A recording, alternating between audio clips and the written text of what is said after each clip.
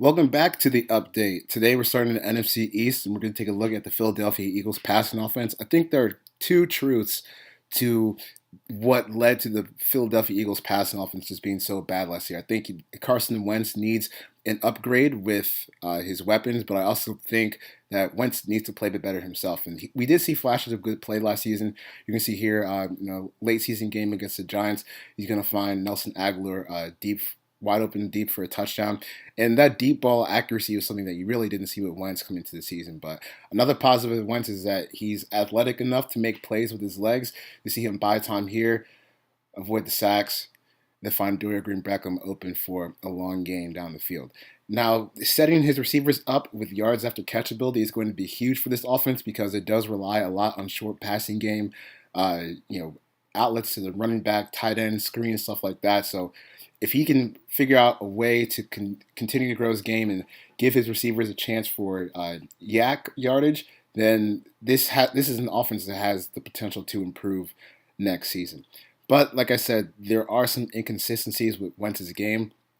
First of all, they were just so reliant on the short game because he couldn't really throw deep. So, getting screens open to Darren Sproles was a big part of their success, especially early in the season. You'll see here against the Pittsburgh Steelers, they're running a little slip screen to the field, and Sproles is going to get open for about a 40-yard gain.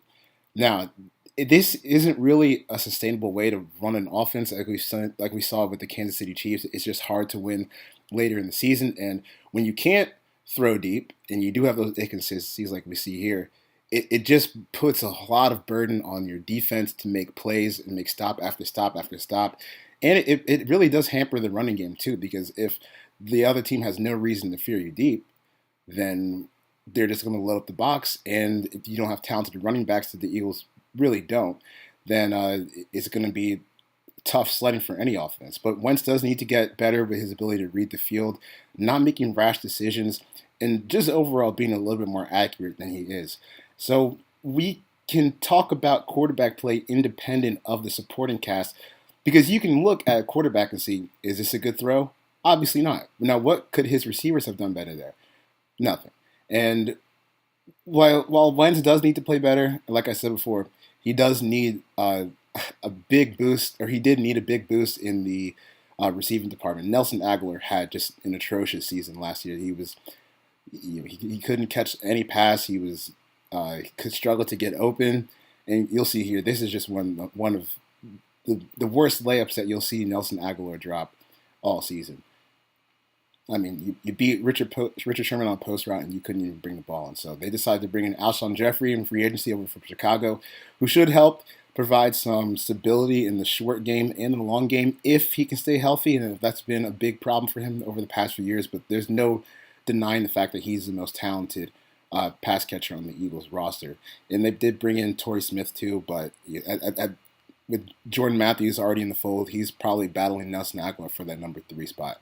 So you're going to see Alshon Jeffrey here again. This is his ability to play in the big game. He's got big frame, 6'4", 230 pounds. These are the types of plays that you need the Eagles need to be able to make next season. So you have the short game, which is already going to be a big staple of the offense, and then you need to have the long game, which is perpetrated by guys like Torrey Smith and Alshon Jeffrey. So there's a lot of room for this offense to grow, but it's on a little bit of everybody to make this passing offense, take the next step. It's on Wentz, it's on the receivers, it's on Doug Peterson with his play calling. But I do think that Wentz was more shaky year one than national media is making him out to be. So we'll see what lies in store for year two. I do like the Eagles' plan to go get guys like Torrey Smith and Alshon Jeffrey to kind of help stabilize that receiving core, but at the end of the day, most of the responsibility lies on Wentz. So we'll be back tomorrow with either the Giants or the Redskins. I'm not sure yet, but definitely check out all our season previews on settingedge.com, and we'll be back tomorrow.